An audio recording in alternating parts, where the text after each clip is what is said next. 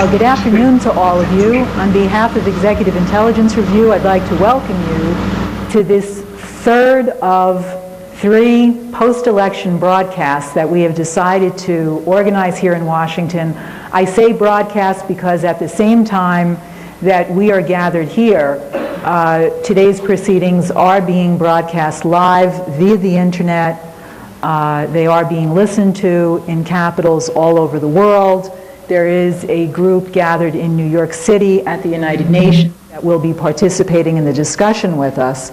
And I'd certainly like to welcome all of you here. Today's seminar obviously takes place as the 107th Congress of the United States is being sworn in.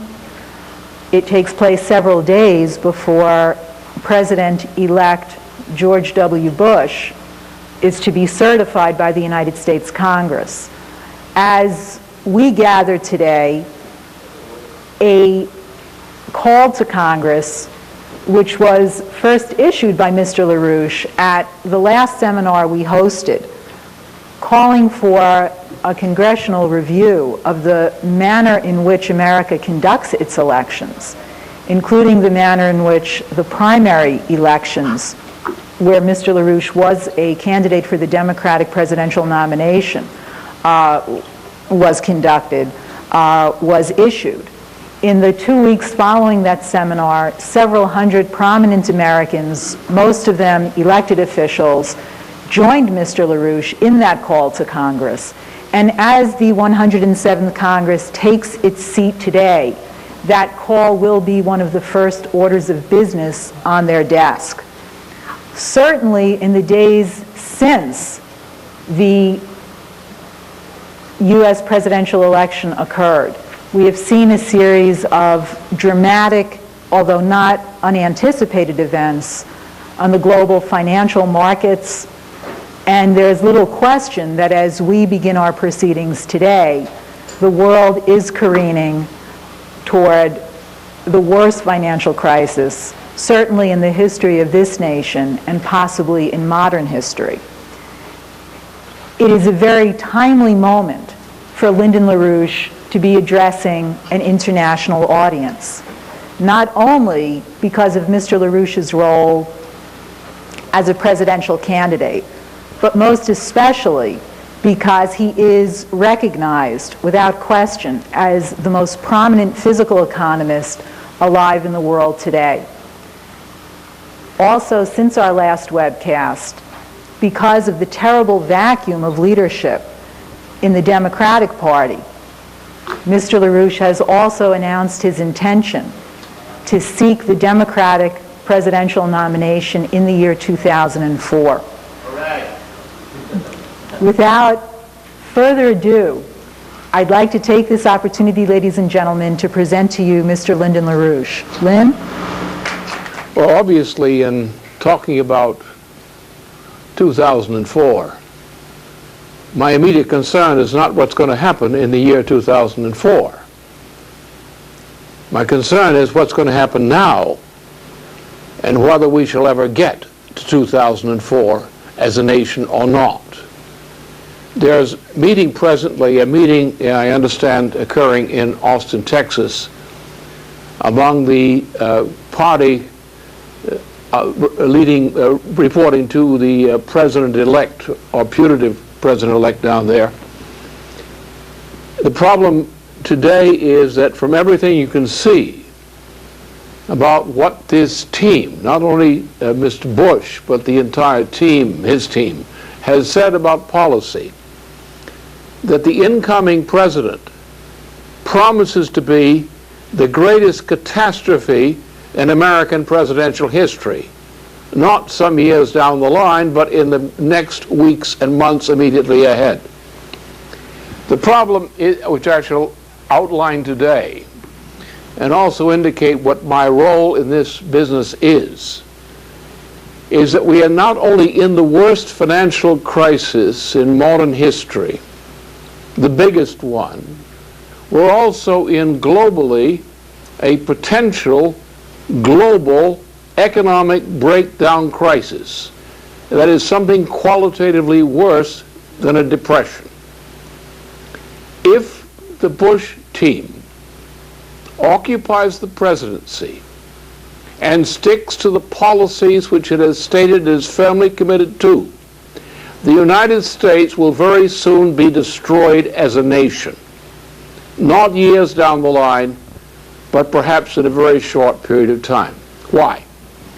What you've seen recently is a collapse of one of the greatest financial swindles in modern history. It was called the Y2K swindle. Now, knowing about 1996, what they planned to do, Wall Street, typified by our dear friend Greenspan, who is about to go down like the famous Rumpelstiltskin who disappeared, and Greenspan is going to be doubling for Rumpelstiltskin when he goes down some hole someplace and disappears, which will be fairly soon, because his end is nigh. Not his mortal end, but at least his identity as a leading figure of the United States. What happened with Y2K was that the United States government, in collaboration with Wall Street, created one of the biggest swindles in world history. The swindle was based on the argument that come the year January 1st, 2000, the danger would be that the world's computers, which are operating on the basis of a final two-digit symbol for date, year date, would crash when 99 became 00. And that this was the thing that could blow out the entire system. So what happened over these years was a vast amount of money was poured in on the basis of the panic of fear of a Y2K blowout. It was poured into software rewriting. It was poured into financing new computer systems which otherwise would not have been bought at the way they were. It was also to create a vast pool of money, of financial power, ready to stand ready on January 1st, 2000, to assure that the system didn't go belly up when the computers failed to report the accounting figures for January 1st, 2000 on. Now, of course, that never happened. There never was any danger of that. The problem was being fixed in the meantime. But what happened is that through this swindle called the Y2K swindle, they built up a fake industry using the image of so-called new economy and internet-related industries to build up a vast bubble where you saw people who were worth nothing becoming billionaires based on stock appreciation. And now they've gone back to being non-billionaires because their stock went back towards zero. And they're out in the street saying, I was a billionaire. And they look like a bum, and they were a bum beforehand. But these things have collapsed. The dot-com crisis. We've seen the internet collapse, the NASDAQ stock collapse around the world. What they did is they fought like the devil throughout the year 2000 to try to keep this so-called new economy or Y2K bubble alive.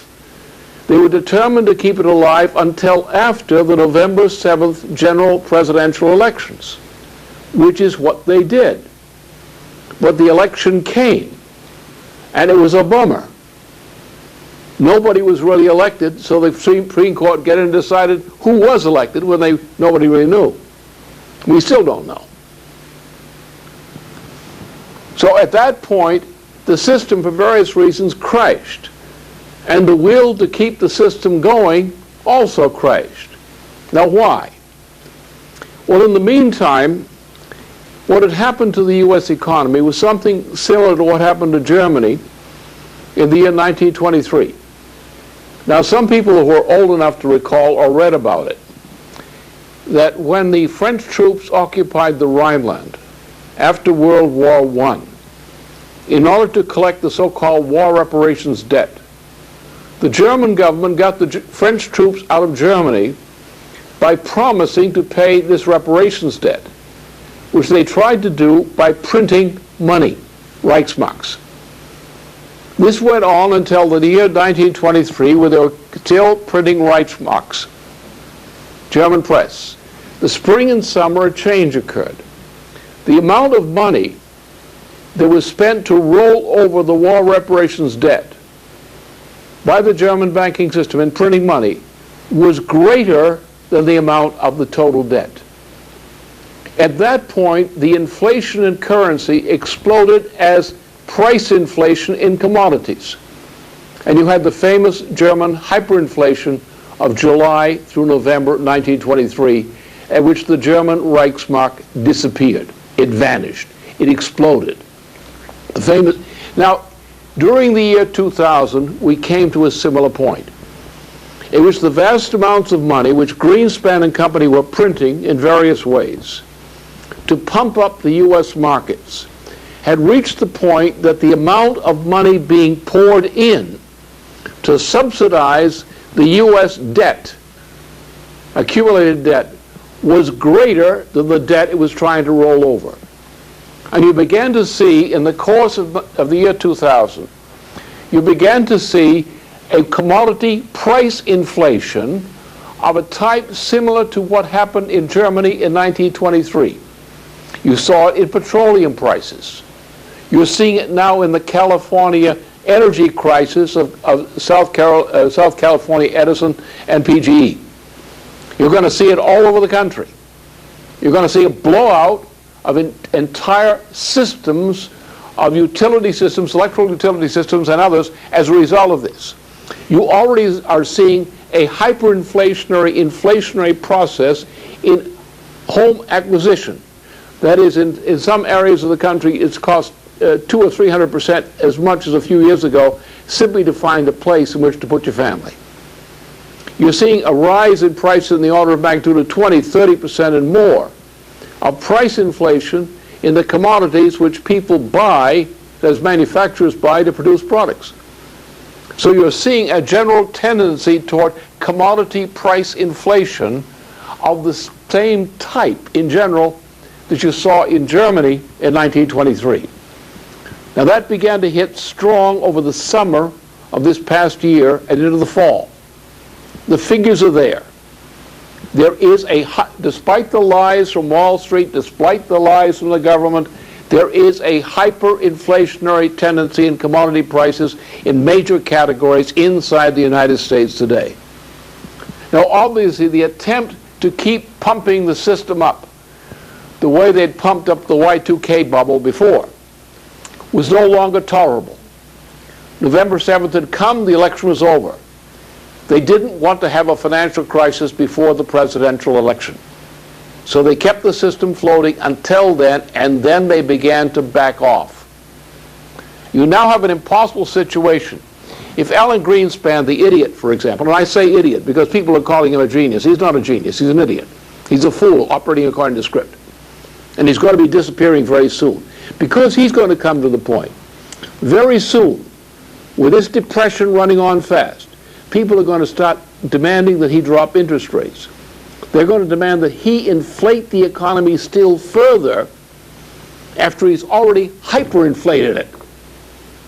And Alan Greenspan is just going to find himself in a position where he wants to disappear. And like the famous Rumpelstiltskin of the fairy story, he's going to stamp his feet in the ground one day and just plain disappear for his own good. This thing is finished, it's over. Now, on top of that, we have another crisis, which is a global crisis. When I talk about a breakdown crisis, I'm not exaggerating.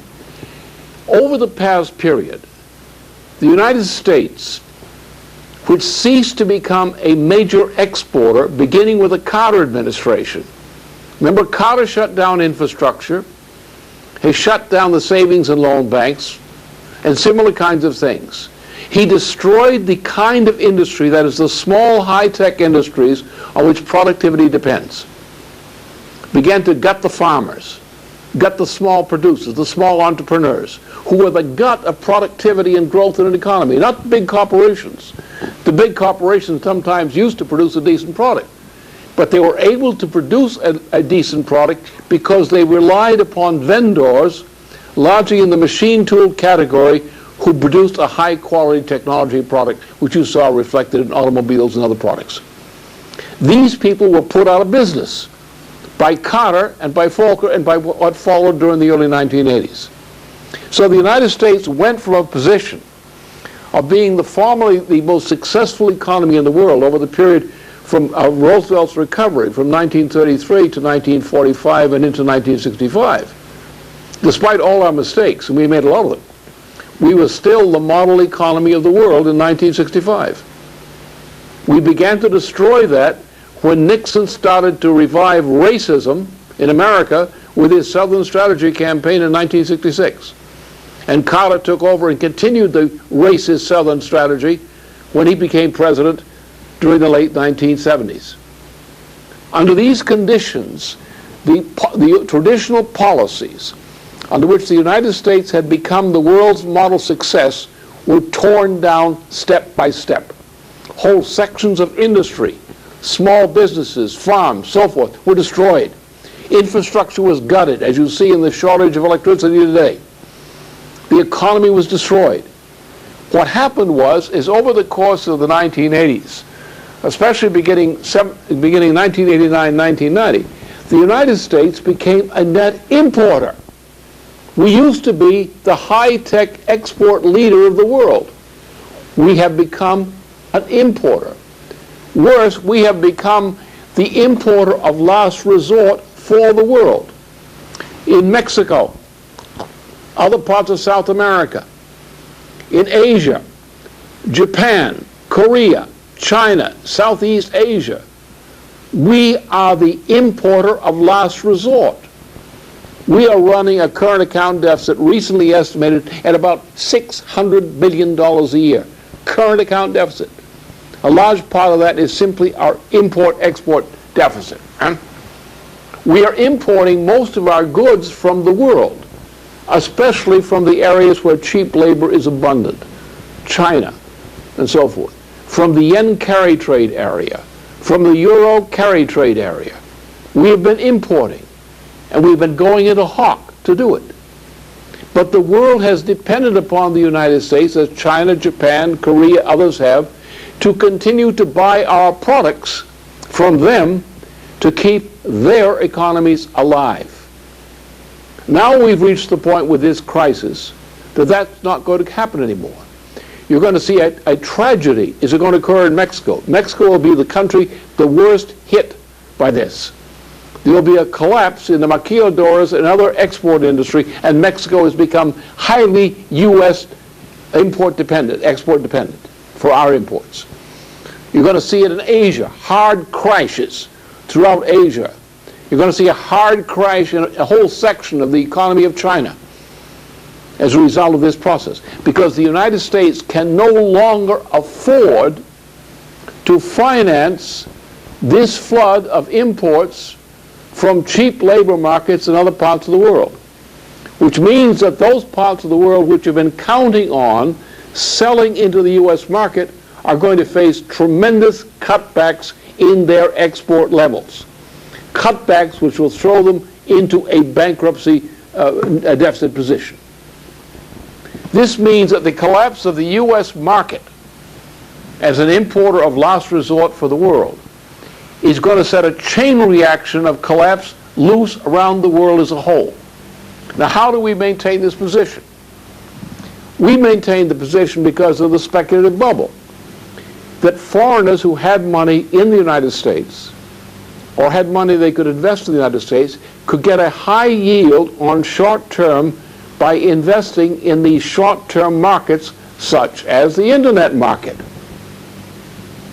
Therefore, they kept their money parked into the United States and moving into the United States, thus pumping up the U.S. financial bubble. The fictitious profits generated by this speculation inside the United States was keeping the United States going. And as long as this bubble continued, the United States thought it could continue to support this level of imports as the import of last resort. Other nations of the world continued this policy and supported the United States, not because they liked what we were doing, but because they wanted to export their products to us. We were the importer of last resort. Other nations, the Euro bloc, the Euro carry trade bloc, the yen carry trade bloc, others, supported the United States for fear that if they didn't, their exports would collapse because the U.S., as the importer of last resort, would collapse. What's happened now is since the collapse which has occurred at the year end, and now is occurring this week, because of this collapse, this means that that game has come to a screeching halt. We can expect major percentile collapses immediately in the U.S. economy. The fact that Bush plans an arms spending binge of at least modest proportions through Donald Rumsfeld, his designated Secretary of Defense, does not mean that arms spending or arms expenditures are going to bail the U.S. economy out. They're not going to.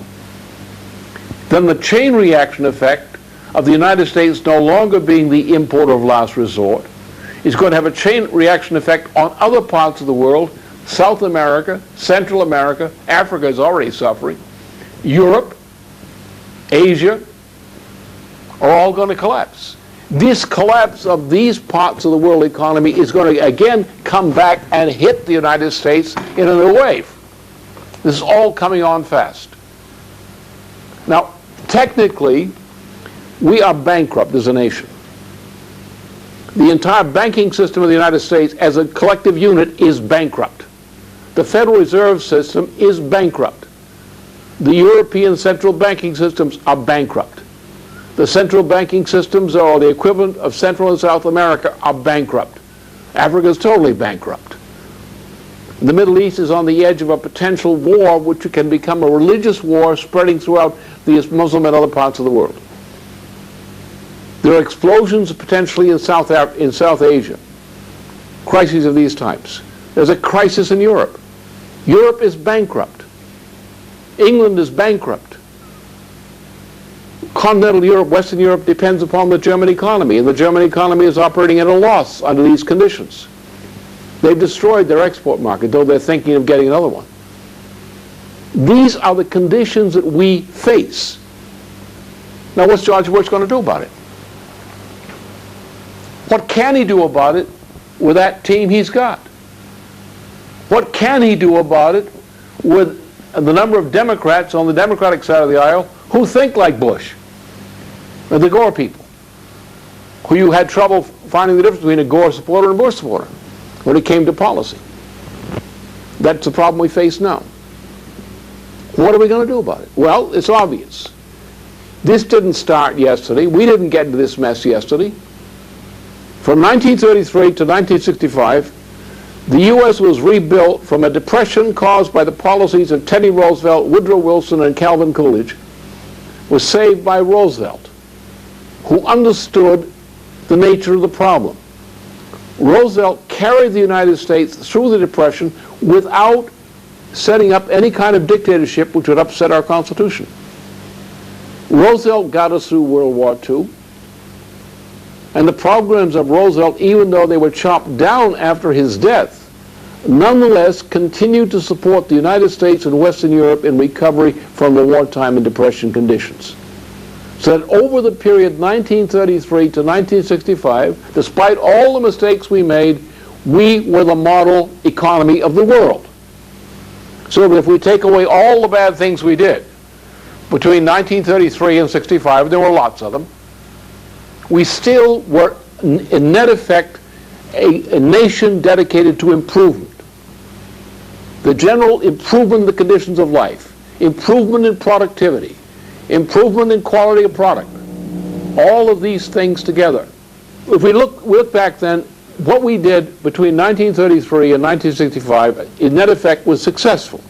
We were still a successful economy despite all our mistakes. Since 1965, since Nixon started with his pro-racist Southern strategy and his wild free trade policies, the United States has been going downhill. Take the points. We collapsed in 1971 with a drop into a floating exchange rate world monetary system. That was the first catastrophe.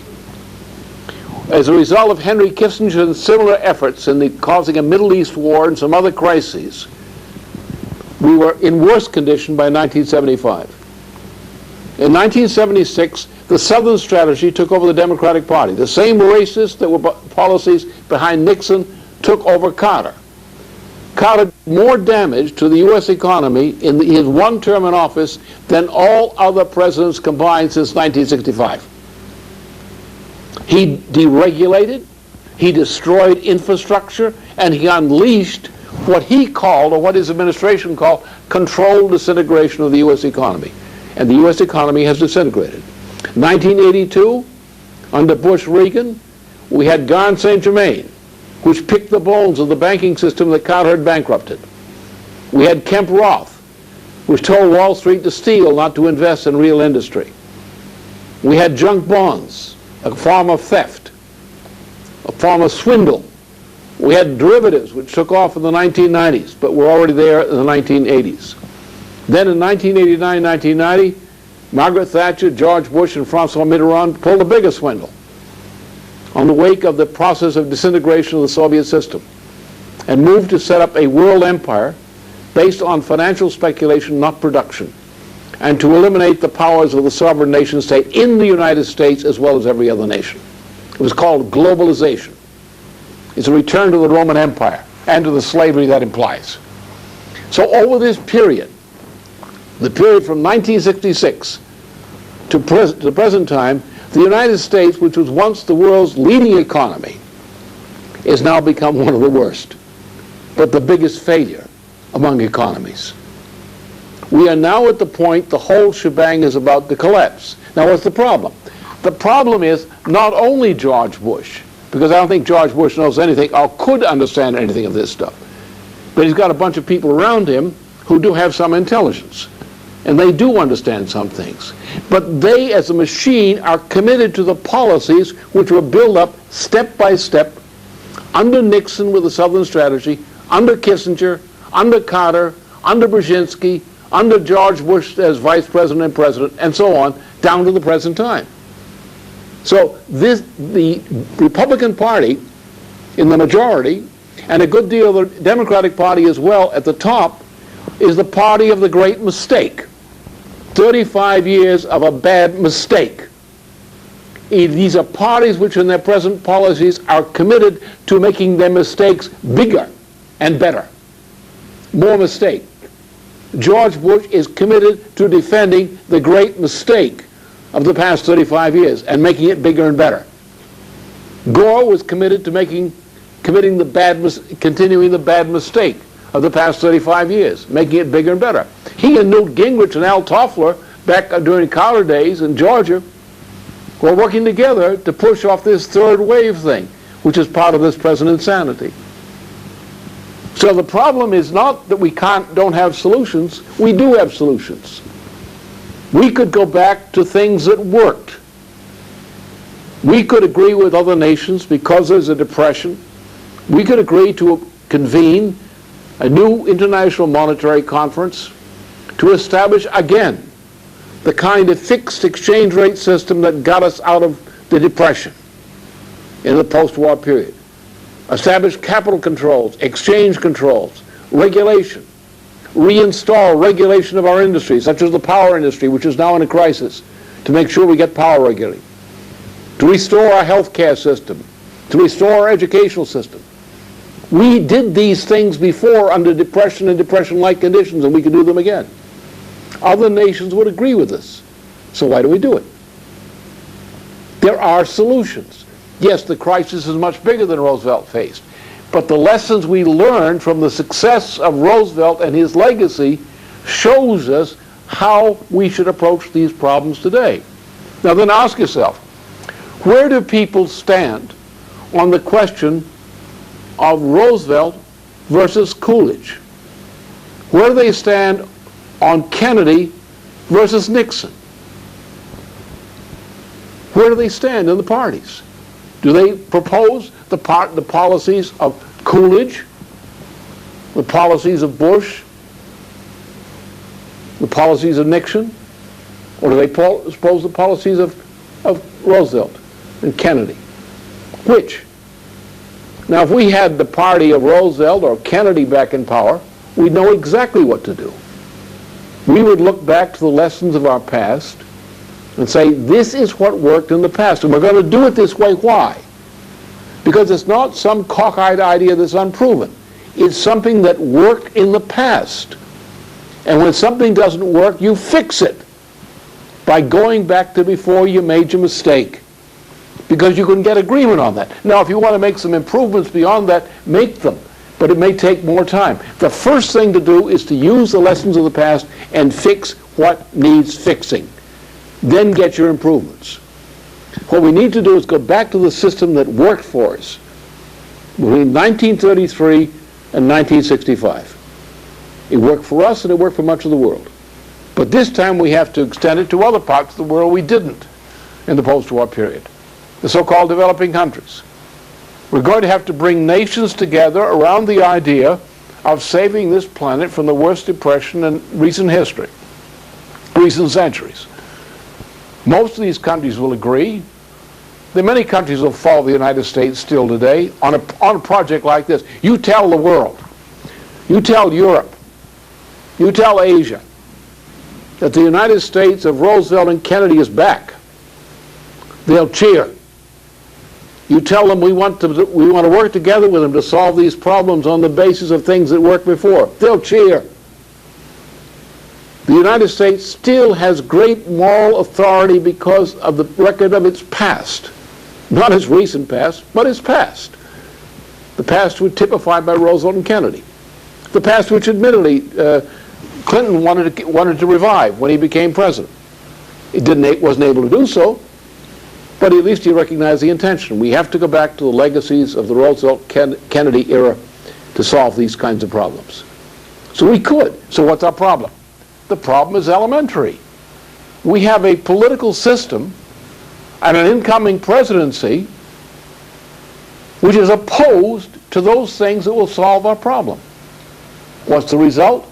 The worst catastrophe you can imagine. It's doubtful that the United States as a nation could long outlive a Bush presidency unless something changed fundamentally. Now that's where I come in with this campaign of mine. What's my job? Look, the Democratic Party is a shambles. We've got a lot of good people in it, a lot of good constituencies. We've got labor, we've got African Americans, Hispanic Americans, groups that are interested in the general welfare. The constituencies of Roosevelt. We have also in the Republican Party some people who are honest and decent people. You could put together in this nation a coalition of forces which would accept the idea of the Roosevelt-Kennedy legacy for this time of crisis. It could be done. How do we do it? Well, you do it in two ways. First thing required, you require a sense of the crisis.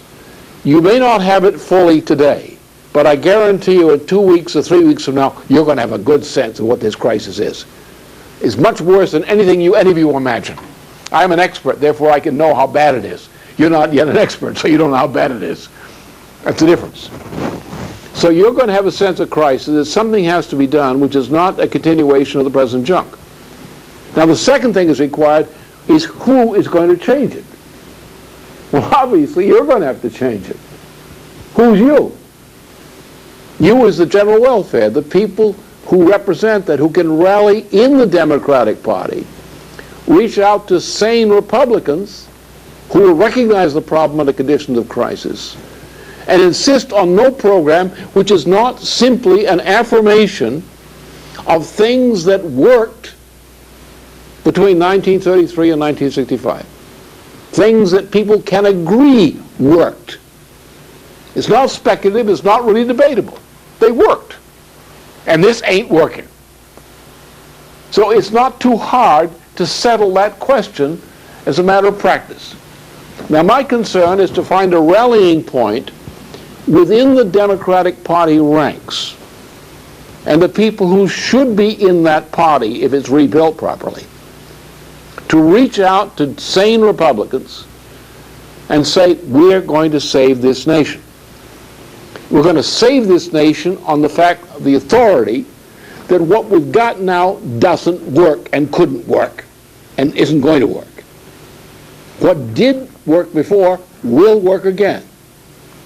And we're a constituency that demands that that be done. We've got to get ourselves together around that idea. So the reason I have to run, first of all, I'm the best economist in the world, and the printed record proves that. So you need a good economist for this time of leadership at this time of crisis, somebody who understands this business, and I do. Unfortunately, I do. Then you've got to pull the Democratic leadership together. The base, labor, African Americans, must be pulled together around the issue of the general welfare, the fundamental pillar of our constitutional system, the principle of the general welfare. We must unite to defend the general welfare against the Tories, as Roosevelt put it in his second inaugural. That's what we must do. And we must say the Democratic Party must be taken over and reorganized on behalf of the Roosevelt-Kennedy tradition of defense and promotion of the general welfare of all of the people and their posterity. Reach out to as many Republicans as possible to join us in that common national effort. That's what we must do, and that's what my role will be.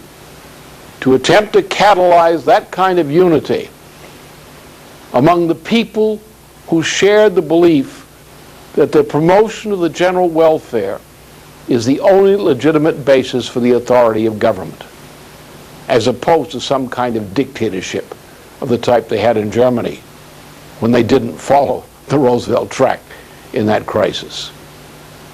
That's what the situation is. And that's what I'm doing.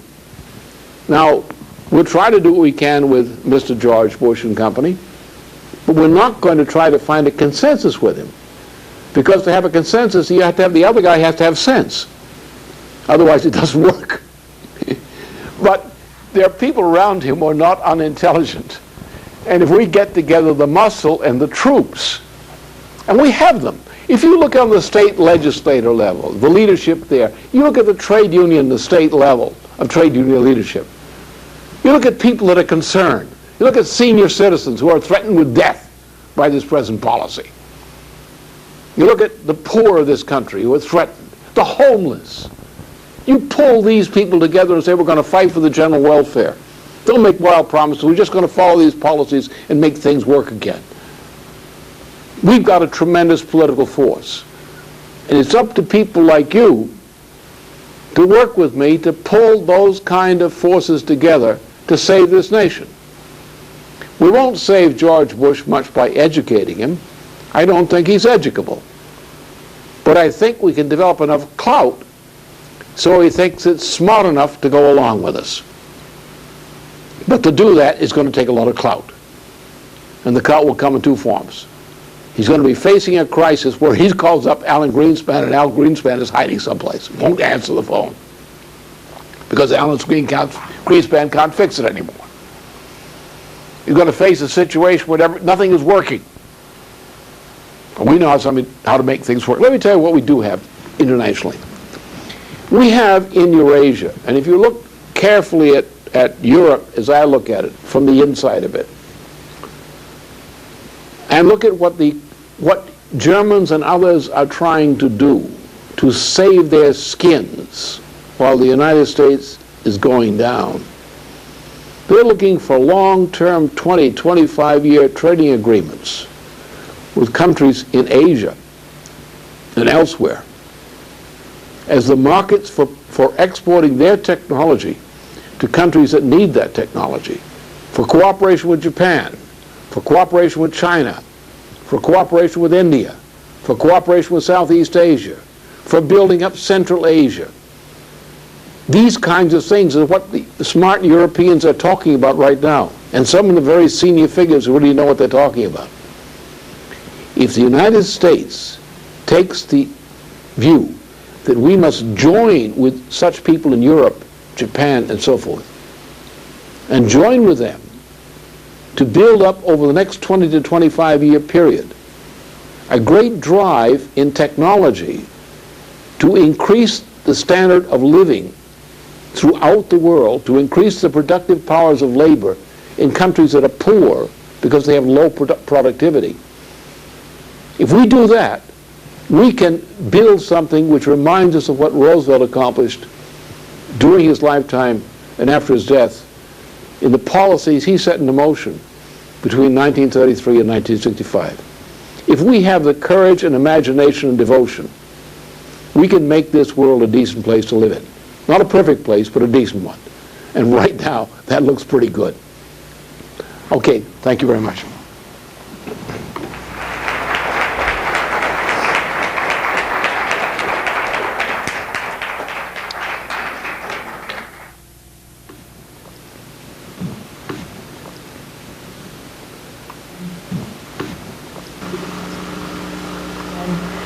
The next question comes from the Congressional Black Caucus.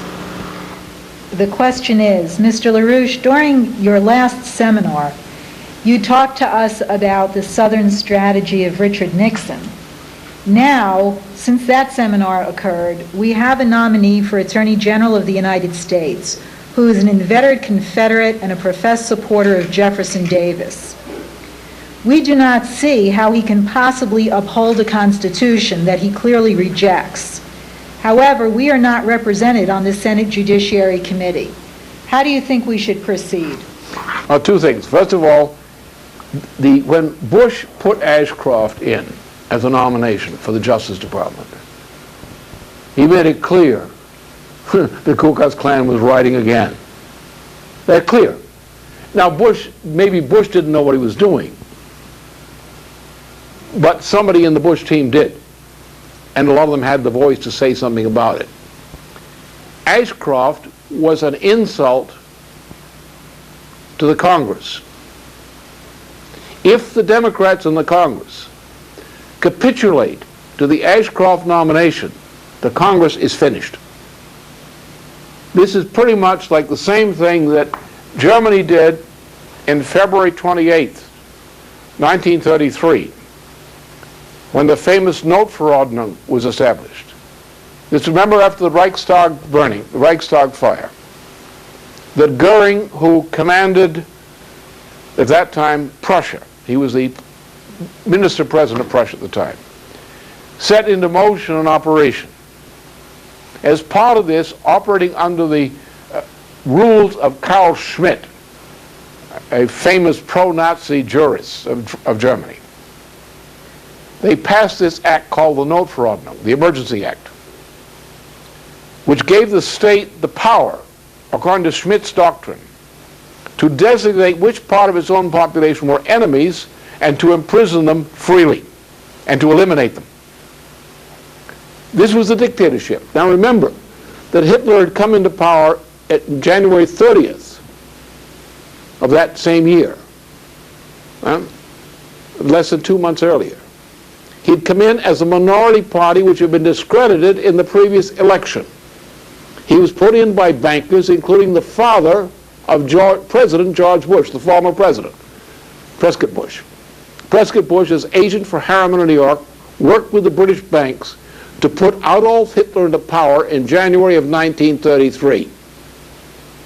At that time, Hitler was discredited and about to be bombed out. He was stuck into power because that was the last chance to get him in power. Everyone said, no, Hitler's not going to make it because the majority of the population is against him. Then on February 28th, 1933, the Notverordnung Act was passed on the pretext of the Reichstag's fire. And this established a dictatorship which Germany did not get rid of until 1945. Now, I'm not suggesting that the case of Ashcroft is comparable to the Reichstag's fire. But it is a provocation, a deliberate provocation. And if the Democratic Party and decent Republicans do not combine to throw that nomination back in the face of the nominator, this Congress isn't worth anything. That is because it will have surrendered its dignity. If you give those kinds of powers of a Justice Department to that Ashcroft and what he represents under that flag, you don't have any justice left in the United States. And any Republican senator who disagrees with me shouldn't be a senator.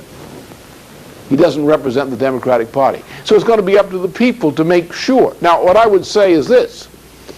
Members of the House of Representatives do have some powers. They may not be the formal powers of the Judiciary Committee, but they have some powers.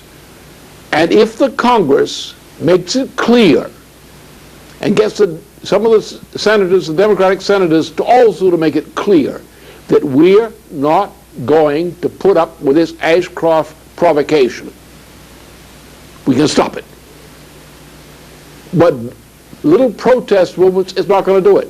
You're going to have to jam the works up on this one. You're going to have to make it impossible for Bush to get his nominations through, as long as that Ashcroft nomination is not eliminated. He'll pull him back. You get the determination to make him pull it back, he'll pull it back. You've got the strength, unless the Democrats want to sell out totally. So I think we need a resolution in the Congress, the House of Representatives. And you've got the Congress has some powers in this matter. Remember, the Congress has not yet certified the President-elect. I think the question of certifying the President-elect is also a question.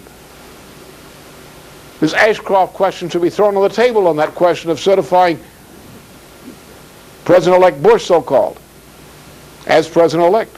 It's an act that has to be done by the Congress. I would pull every string in the book that's serious as a legislative string to make sure that Ashcroft is not made the Attorney General. And I think that members of the Congress, members of the Democratic Party, should act on that point as if their life might depend upon it, because the lives of many of them might just depend upon that.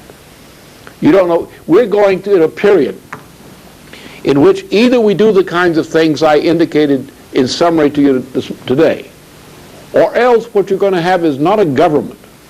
You're going to have something like a Nazi regime. Maybe not initially at the surface. What you're going to have is a government which cannot pass legislation, of meaningful legislation. How does a government which cannot pass meaningful legislation under conditions of crisis govern? They govern in every case in known history by what's known as crisis management.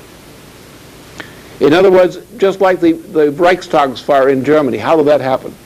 Well, a Dutchman who was a known lunatic was used to set fires as a provocateur.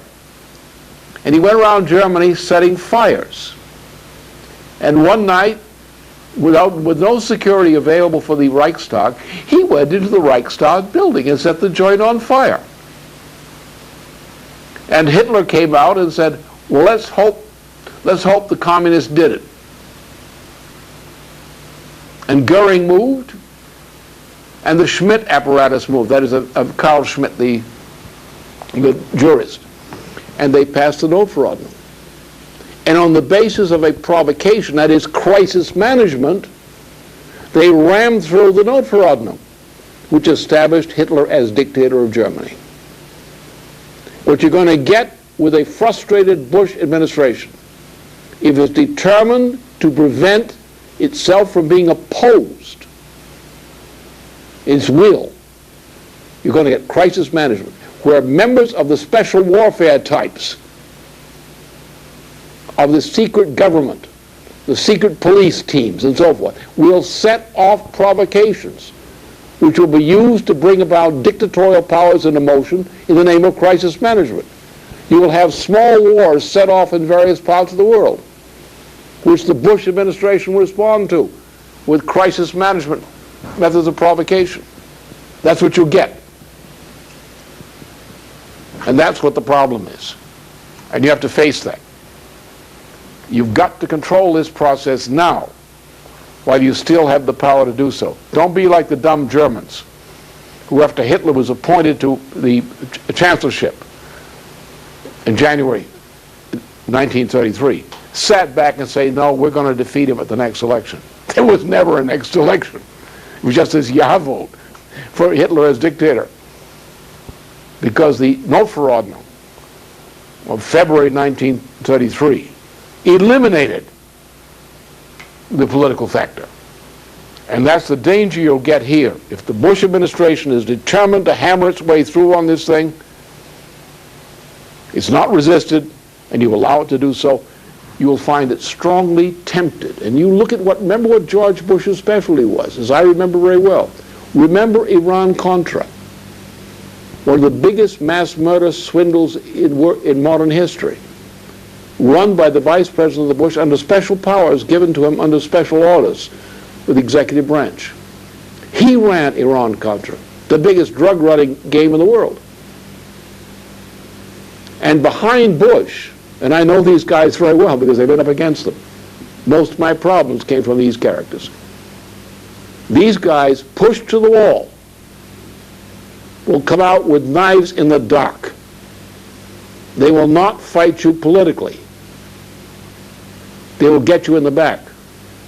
They will use their thugs to get you. That's their method. Know it. So don't sit back and be nice guys.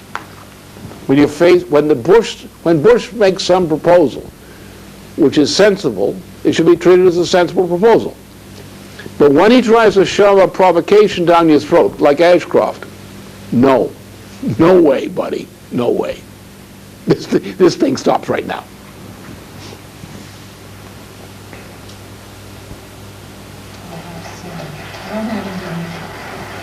Okay, Lynn, since we have about 6 people who have submitted this question, we can kill many birds with one stone.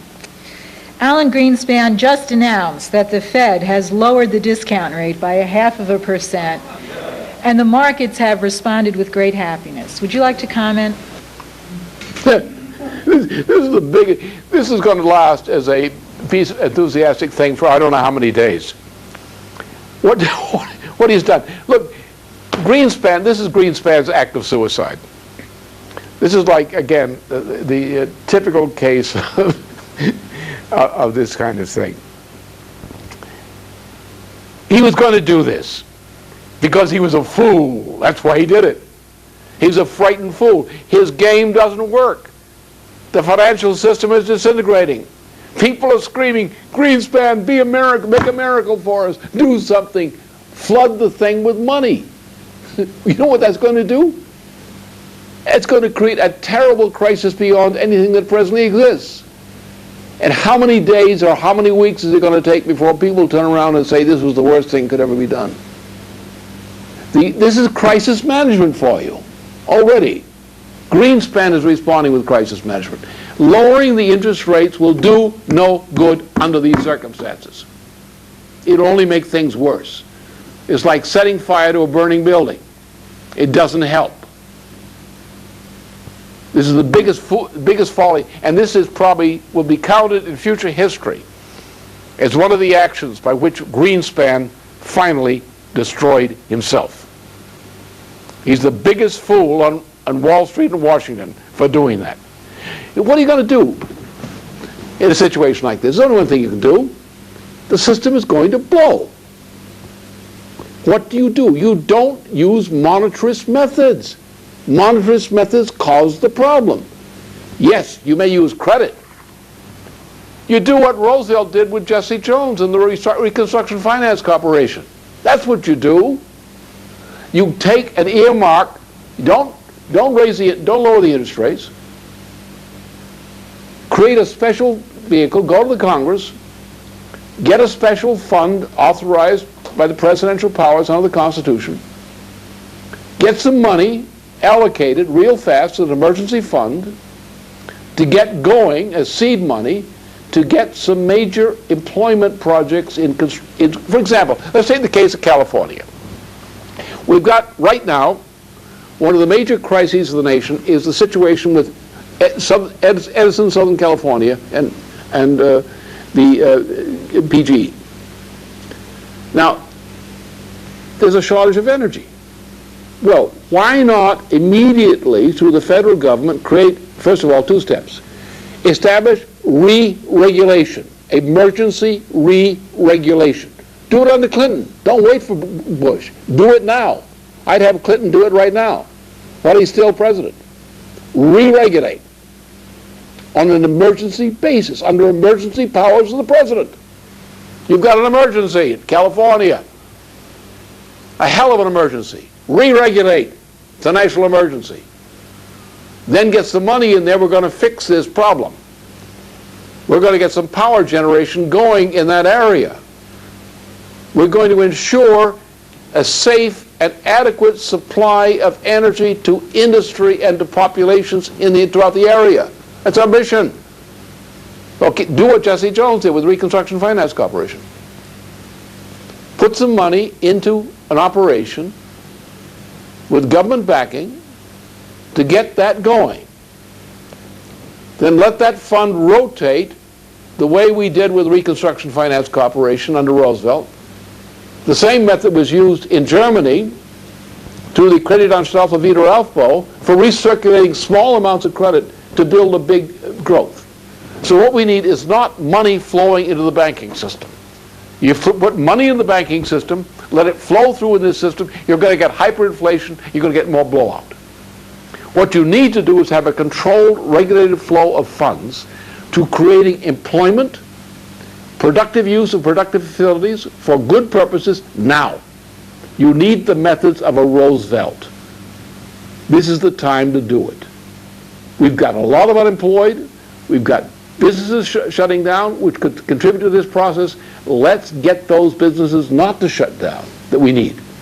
Let's do the things we need to put some structure back into this economy and start the process of regrowth. And that's what Greenspan will not do. He's playing the same old game. It's the game that ruined us all along.